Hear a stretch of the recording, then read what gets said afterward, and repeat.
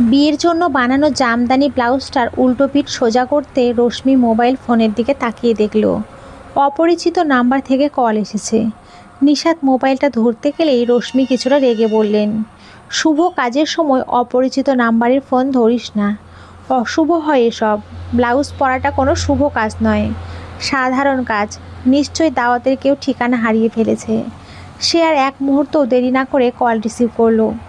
ওপাশ থেকে কেউ একজন চাপা কণ্ঠে বলতে শুরু করে, আপনি নিশ্চয় নিশাত, জাহিরের সাথে যার বিয়ে হতে যাচ্ছে। জি ঠিকই বলেছেন, কিন্তু আপনাকে তো চিনলাম না। আমি আহিরের প্রেমিকা। আমরা দুজন পালিয়ে এসেছি। আহির আপনাকে বিয়ে করতে পারবে না। জানি আপনি এখন প্রশ্ন করবেন আহিরের কোনো প্রেমিকা ছিল না। হ্যাঁ সত্য কথা, আমি ওর খুব কাছের একজন ফ্রেন্ড ছিলাম। মনের অজান্তেই দুজন দুজনকে ভালোবেসেছি, কিন্তু বলার সাহস হয়নি কারোরই। শেষ মুহূর্তে আর চুপ থাকতে পারলাম না। আপনি কোনো ভালো ছেলে দেখে বিয়ে করে ফেলুন। All the best. অপর পাশ থেকে ফোন রেখে দিল। নিশাত যেন হতভম্বের মতো দাঁড়িয়ে আছে। মেয়েটা এক টানা গড়গড় করে মেশিনের মতো বলে গেল। বিপরীতে কিছু বলার সুযোগ রাখেনি আর। নিশাতের শরীরটা কেমন যেন কেঁপে উঠল একবার। শরীরে তখনও শুধুমাত্র শাড়ির আঁচল পেঁচানো, গায়ে এখনও জামদানি ব্লাউজটা ওঠেইনি। চেয়ারে ধড়মড়িয়ে বসে সে রশ্মির দিকে চেয়ে বলল, আহিরের নাম্বারে একটু কল দেবে ভাবি? রশ্মি ভ্রু কুঁচকে তাকায়। একরকম মশকরা করে সে বলে ওঠে, বিয়ের আগেই এত পীড়িত, বিয়ের পর তো তাহলে আমাদের আর পাত্তাই দিবি না? নিজের ফোন দিয়ে দিলেই তো হয়। কিন্তু পরক্ষণে নিশাতের চোখের দিকে তাকিয়ে সে অনুভব করতে পারে তার এই মশকরা এই পরিবেশে মানানসই হয়নি। ঘটনাটা ভিন্ন কিছু। সে আর কথা না বাড়িয়ে আহিরের নাম্বার ডায়াল করে। নাম্বার বন্ধ। ফোনটা কানে ধরেই সে নিশাতের দিকে চেয়ে বলল, ব্যাপারটা কি? আহির তার নতুন প্রেমিকার সাথে পালিয়েছে। কিছুক্ষণ আগে যেই মেয়েটি আমাকে কল দিয়েছিল সে তার প্রেমিকা। রশ্মি ভাবি কিছুক্ষণের জন্য কিংকর্তব্য বিমূঢ় হয়ে দাঁড়িয়ে রইলেন। তার কিছু বলা উচিত, কিন্তু বলতে পারছেন না। মূলত গলা দিয়ে কোনো আওয়াজ বের হচ্ছে না আর।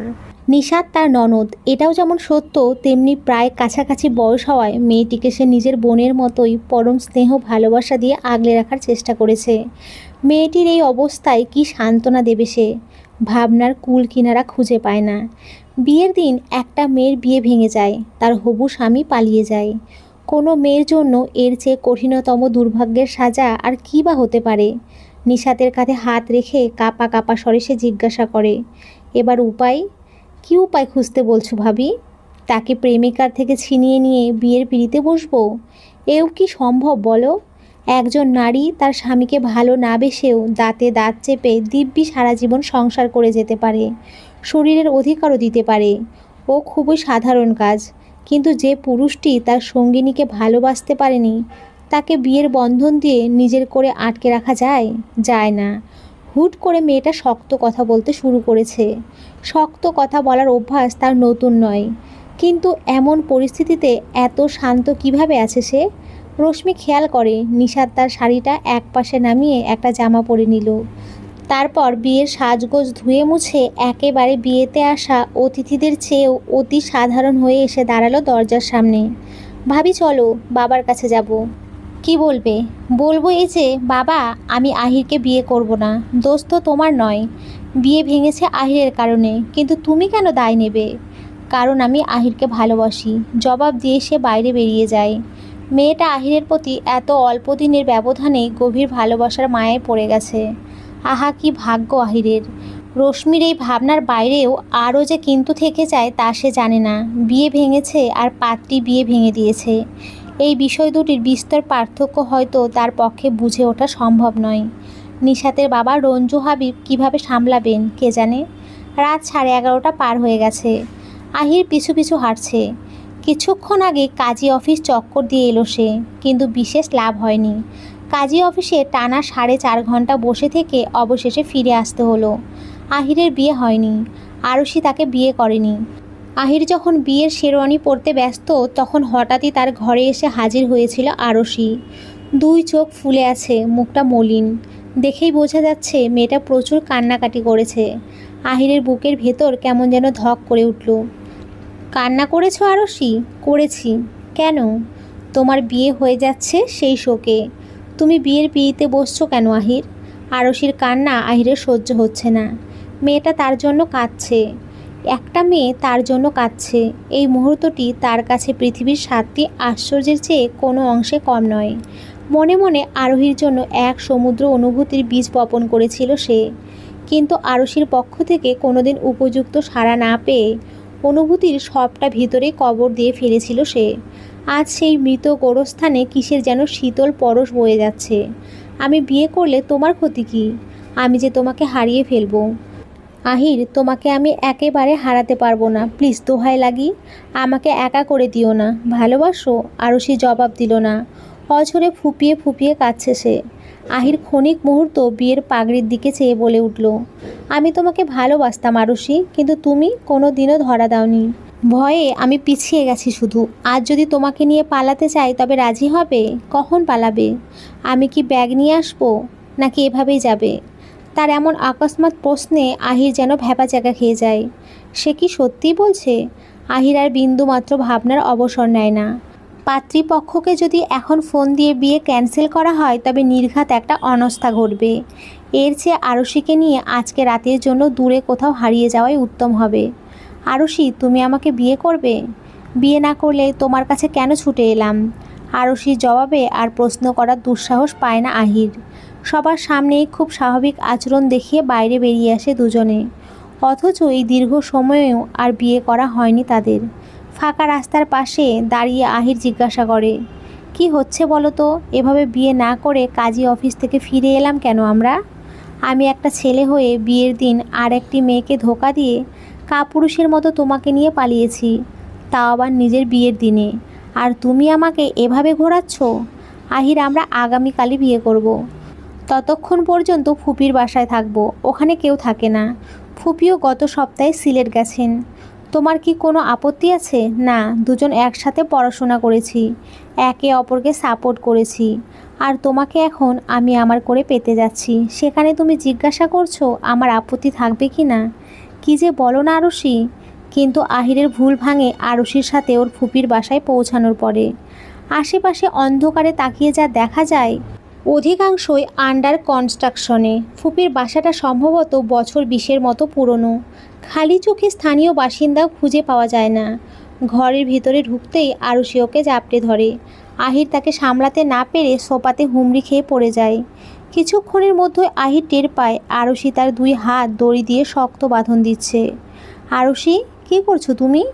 এভাবে হাত বাঁধছো কেন? আরশি ওর দিকে তাকিয়ে একবার মুচকি হাসে। আজকে আমরা ওয়াইল্ড কিছু করব। আহির, সিরিয়াসলি? তাও আবার বিয়ের আগে এইভাবে?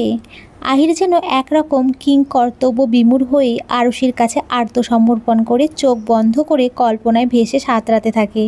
কিন্তু আরশি ওর দিকে এগিয়ে আসে না। বেশ কিছুক্ষণ পরেও মেয়েটির সারা শব্দ না পেয়ে আহির চোখ মেলে তাকায়। তার সামনে আরশি দাঁড়িয়ে, ওর হাতে ইলেকট্রিক তার, বিদ্যুতের লাইন। এসব কি করবে তুমি? তোমাকে বৈদ্যুতিক শক দেব, তুমি যন্ত্রণায় কাতরাবে, আর আমি চেয়ে চেয়ে দেখব। কি সুন্দর, তাই না? মানে কী সব আবোল তাবোল কথা বলছো তুমি? আমাকে কারেন্ট শক দেবে মানে? তোমার কি মাথা খারাপ হয়ে গেছে? প্লিজ এইসব পাগলামি ছেড়ে আমার হাতের বাঁধন খুলে দাও তাড়াতাড়ি। কিন্তু বেশ কিছুক্ষণ কেটে যাবার পরেও আহির আরশির একঘেয়েমি ভাবভঙ্গি দেখে বুঝতে পারে সে সত্যি আহিরের সাথে কিছু করতে চায়। এইভাবে চুপচাপ বসে থাকলে মেয়েটা নির্ঘাত ভয়ঙ্কর কিছু একটা করে বসবে। কিন্তু তাকে আটকাতে এই মুহূর্তে কি করা উচিত সেটাই ভেবে পাচ্ছে না আহির। আরশি ওর কাছাকাছি আসতেই হঠাৎ বলে ওঠে, কিন্তু আমি তো তোমাকে ভালোবাসি, আমার নিজের থেকেও বেশি ভালোবাসি। এরপরেও কেন মারতে চাইছো আমাকে? আহিরের মুখে ভালোবাসার কথা শুনে মেয়েটা কিছুক্ষণ থমকে দাঁড়ায়। তারপর ওর ঠোঁটের খুব কাছে এগিয়ে বলল, এখন আমাকে ভোলানোর জন্য বলছো? এমন চিন্তা করলে তোমাকে নিয়ে আমি বিয়ের দিন এভাবে পালিয়ে আসতাম না আরশি। আমি আরেকটা মেয়েকে ঠকিয়ে তোমাকে ভালোবেসে তোমার হাত ধরে পালিয়েছি, আর সেই আমাকেই তুমি অবিশ্বাস করছো? তোমার হয়েছেটা কি? আরশি উত্তর দেয় না, ঝিম ধরে বসে থাকে। জানালার ফাঁক দিয়ে ঝিঝি পোকার আওয়াজ ভেসে আসছে। এক টুকরো চাঁদের আলো ঢোকার চেষ্টাও কম হচ্ছে না, কিন্তু পুরনো জানালার পর্দা, ময়লা ধরা গ্লাস আর মাকড়সার জলের স্তর ভেদ করে সেই চেষ্টা যেন অপচেষ্টা হয়েই থেমে যায়। আহির কিং কর্তব্য বিমূঢ় হয়ে আরশির দিকে চেয়ে আছে। রঞ্জু হাবিব নিশাতের বাবা থলথলে ভুঁড়িটা সামনে মেলে মুখ পাংশু বর্ণ করে বসে আছেন। আহিরের পালিয়ে যাবার খবর গোপন মাধ্যমে তার কাছে এসেছে। অবশ্য মাধ্যমের খবরটা একটু ইতিবাচকভাবে পেয়েছেন। আহিরকে পাওয়া যাচ্ছে না। অনেকক্ষণ আগে বরের বেশে তাড়াহুড়ো করে বাইরে বের হয়ে গেছে, এখনও ফেরেনি। ঘড়িতে সময় রাত 8টা। এতক্ষণে তো চলে আসা উচিত, কিন্তু সে আসেনি। আপাতত এই খবরটাই উড়ো হয়ে চলে এসেছে রঞ্জু হাবিবের কাছে। এখন তিনি খবরটা মেয়ের কাছ থেকে চাপা দেবেন নাকি জানিয়ে দেবেন, সেটাই ভেবে কুল কিনারা পাচ্ছেন না। তার জানা মতে সুন্দরী কন্যা নিশাতকে ছেড়ে পালিয়ে যাবার দুঃসাহস আহিরের নেই। তবুও কন্যা দায়গ্রস্ত পিতার মন বলে কথা। দীর্ঘ একটি শ্বাস নিয়ে পাশ ফিরে তাকাতেই দেখলেন নিশাত ঠিক তার পাশেই দাঁড়িয়ে আছে। মানুষটার বুকের ভেতর কেমন ধক করে উঠল। কিছু একটা বলার জন্য মুখ খুললেন ঠিকই, কিন্তু একটা আওয়াজও বের হলো না। নিশাত অত্যন্ত সন্তর্পণে বাবাকে বলল, বাবা, অতিথিদের খাইয়ে বিদেয় করে দাও। রঞ্জু হাবিব চমকে উঠলেন। তার মেয়ে সবটা জেনে গেছে। মেয়ের চোখের দিকে তাকালে যে অশ্রু নামার খেলা আরম্ভ হবে, সেইটুকু আড়াল করতে এই মুহূর্তে কোথায় লুকোবেন তিনি। ছলছল চোখে আবার মেয়ের দিকে তাকালেন। নিশাত বলল, আজ আমার বিয়েটা হচ্ছে না বাবা, আহির পালিয়েছে। আমার ধারণা তুমিও কোনোভাবে জেনে গেছো। তবে মন খারাপ করো না, আহিরের সাথেই আমার বিয়ে হবে। তুই বলছিস? আমার মন বলছে আহির ওই মেয়েকে বিয়ে করতে পারবে না, আমার কাছে ঠিক ফিরে আসবে। এতগুলো দিন যেই মানুষটাকে মুহূর্তে মুহূর্তে বুকের ভেতরে ঠাঁই দিয়ে আলপনায় রাঙিয়েছি, সে আমার না হয়ে কোথায় যাবে? পুরুষ মানুষ নিজের মনকে পড়তে পারে না, আর পড়তে পারে না বলেই বুঝতে পারে না যে সে যা ভাবছে তার পেছনে কি আছে। আহিরেরও তাই। আমার এখন কথা বলতে ভালো লাগছে না বাবা, আমি একটু আমার বারান্দায় যাই। আচ্ছা যা, আমার ঘরে কাউকে ঢুকতে দিও না, কেমন? আচ্ছা দেব না, তুই বিশ্রাম নে। নিশাত চলে যায়। রঞ্জু হাবিব আগের মতোই মেরে বসে মেয়ের কথাগুলো আর একবার ব্যবচ্ছেদ করার চেষ্টা করলেন। আহির কি সত্যিই তার মেয়ের কাছে ফিরবে? আর যদি ফেরেই, তবে নিশাতি কি তাকে গ্রহণ করবে? না, অত চিন্তা করে মাথার যন্ত্রণা বাড়াতে পারছেন না। বাড়িতে ভেড়ার পালের মতো আত্মীয় গিজগিজ করছে। ভেড়ার পাল ভাবার কারণ, কারো কানে একবার উড়ো কথা ঢুকলে ভেড়ার পালের মতোই সবাই সেই একজনের তালে তাল মিলিয়ে গীত গাইবে, যা রীতিমতো অসহ্যকর। আপাতত নিশাতের পরামর্শ অনুযায়ী সবাইকে খাইয়ে দাইয়ে বিদায় জানাতে হবে। কেউ জিজ্ঞেস করলেই সোজা সাপটা জবাব। আহির আর নিশাতের মাথায় ভূত চেপেছে। দুজনের কেউই আজ বিয়ে করবে না। আত্মীয়দের খাইয়ে দাইয়ে ওরা বিয়ে করবে নিজেদের মতো। অনেক চেষ্টা করলাম মানানোর, কিন্তু বিশেষ লাভ হলো না। এই যুগের ছেলে মেয়েদের ব্যাপার তো, কখন কোন ফ্যান্টাসি এসে ভর করে। অথবা কি বললেন, আহির পালিয়েছে? আরে কি যে বলেন, ওই যে বললাম না ফ্যান্টাসি। আমার মেয়ে আগে থেকেই জানতো ও বাড়িতে কেউ মানছে না দেখে বেচারা বাড়ি ছেড়েছে। ব্যাস এই তো, উত্তর প্রস্তুত, পরে যা হবার হবে। আগে নিজেদের সম্মান। আর কাল বিলম্ব না করে রঞ্জু হাবিব আতিথেয়তা করে উঠে দাঁড়ালেন। বুকের ভেতর ভয়ঙ্কর ঝড়, অথচ তার সবটাই চাপা দিয়ে কি অদ্ভুতভাবে ছক কষতে হচ্ছে তাকে। পরিস্থিতি এইভাবে মানুষকে নিজের কাছেই নিজেকে জোকার বানিয়ে দেয়। তবে আরশি হঠাৎ নড়ে চড়ে উঠল। আহিরের প্রতি ক্ষোভ তার কমছে না, বরং ওর চেহারা যতই দেখছে ততই যেন নিজেকে নিয়ন্ত্রণ করতে পারছে না।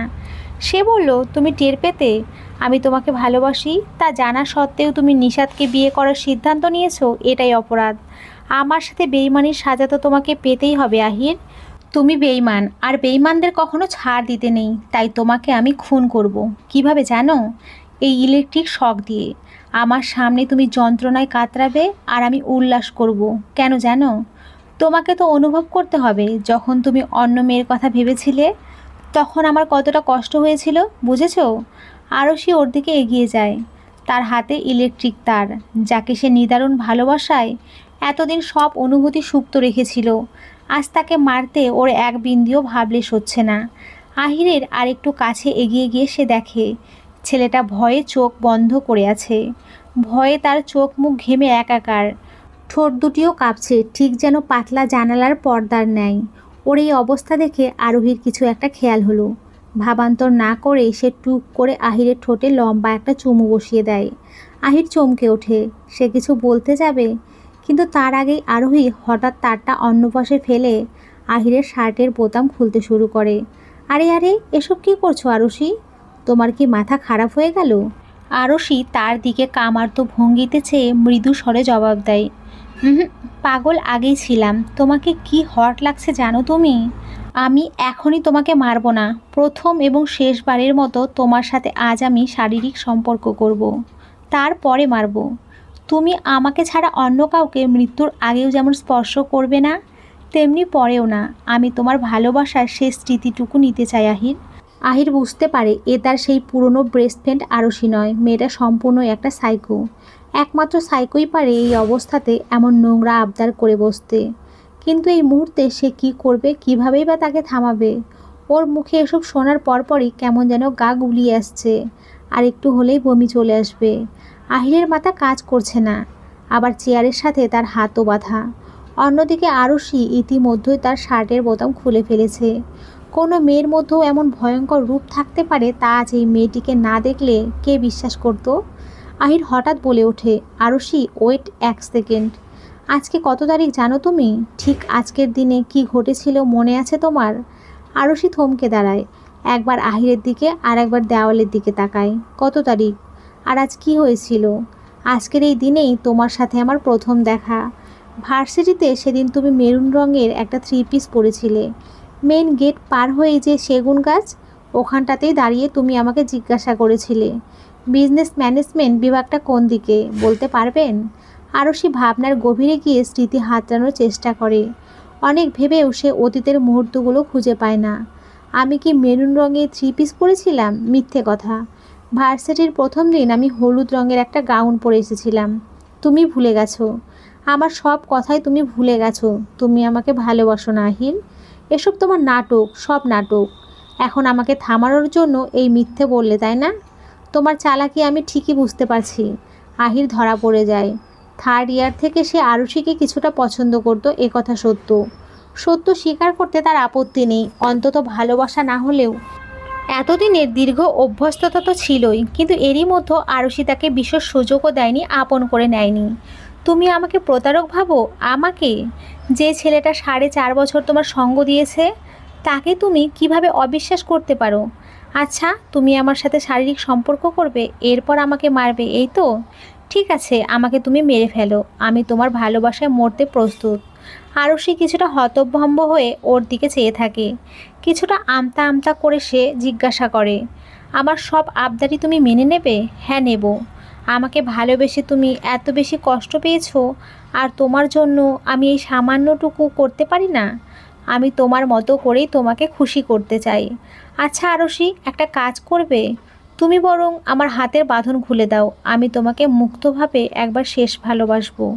খুলে দিলে যদি পালিয়ে যাও? আরুষি যেন ছোট বোকা বাচ্চাটির মতো প্রশ্ন করল। আহিরের ভীষণ খারাপ লাগছে এমন সিদ্ধান্ত নিতে, কিন্তু এই মুহূর্তে ওর হাত থেকে বাঁচার জন্য ভিন্ন আর কোনো উপায় নেই। পালাবো না, আমাকে বিশ্বাস করো। এর আগেও তুমি আমাকে বিশ্বাস করেছিলে। আমি কি তোমার হাত ধরে শুধু তোমার সাথে পালাইনি বলো? তা ঠিক আছে, আচ্ছা দিচ্ছি। একদম পালাবে না কিন্তু। তুমি পালালে আমি তোমাকে মেরেই ফেলবো। আমি ছাড়া এই পৃথিবীর কেউ তোমাকে ভালোবাসতে পারবে না। আরুষি ভয়ে ভয়ে ওর হাতের বাঁধন খুলে দেয়। চেয়ারের সাথে শক্ত করে বাঁধার কারণে 2 হাতে যেন রক্ত জমাট বেঁধে গেছে আহিরের। সে নিজের 2টি হাত ওর দিকে এগিয়ে দিয়ে বলল, আরুষি, এই দেখো, আমি তোমাকে ফেলে পালাচ্ছি না। আমি তো তোমাকে ভালোবাসি, তাই না? আরুষি সহজ মনে বিশ্বাস করে নেয়। অথচ সে জানে না, খুব প্রিয় মানুষগুলোই ভয়ঙ্করভাবে আমাদের বিশ্বাস ভঙ্গ করে। খুব করে কারো প্রতি নির্ভরশীল হলেই সে আমাদের ছেড়ে চলে যায়। আহির তার 2 বাহুর মধ্যে আরুষিকে টেনে নেয়। আরুষিও মনের অজান্তেই তার কাছে নিজেকে আত্মসমর্পণ করে দিয়ে চোখ বন্ধ করে ফেলে। কিন্তু এবার আর আহির কাল বিলম্ব করে না। সে দ্রুত পাশ থেকে দড়ি নিয়ে আরুষিকে জাপটে ধরে বেঁধে ফেলে। মেয়েটা কিছু বুঝে ওঠার আগেই সে তাকে কাবু করে ফেলেছে। আহির, আহির, কি করছো তুমি? আরে ছাড়ো, আমার লাগছে তো। কিন্তু আহির এবার তার মায়া কান্নায় আর বিন্দু মাত্র কর্ণপাত করে না। নিষ্ঠুরতম মানুষদের মতো সে নিজের ভয়ঙ্কর চরিত্রের পরিচয় দিতে বাধ্য হয়। এই ঘটনার প্রায় 4 ঘন্টা পর আহির আরশিকে তার বাসায় নিয়ে আসে। আরশির বাবা জনাব হামিদ শরীফ সেই বিকাল থেকে মেয়ের খোঁজ পাচ্ছিলেন না।